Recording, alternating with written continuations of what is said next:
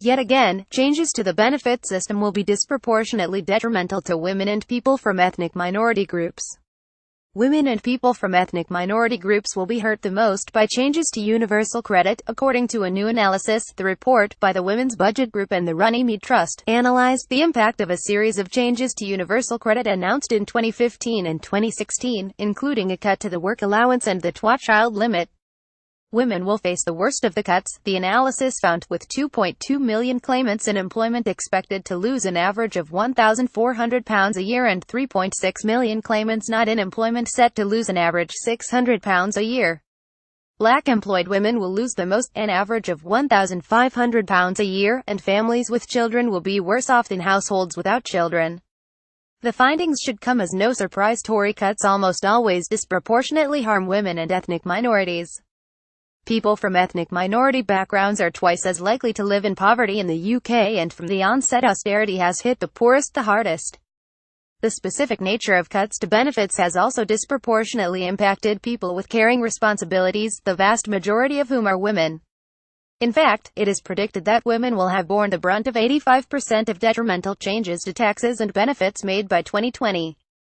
Marianne Stevenson, co-director of the Women's Budget Group, said of the report, "Again, our analysis of universal credit claimants shows the devastating impact that austerity is having on women and BME women in particular. The government should take urgent action to put the rollout of universal credit on hold until it is fit for purpose, and the benefit freeze.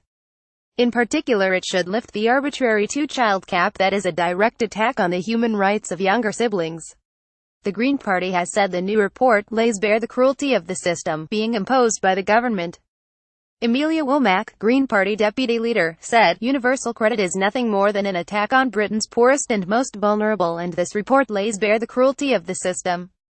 Women are being punished simply for being women, with BME women suffering the most. There is nothing either universal or credit-worthy about universal credit." The Green Party is calling for the government to scrap universal credit and invest in a universal basic income trial instead, which would make much more of a difference to families living in poverty.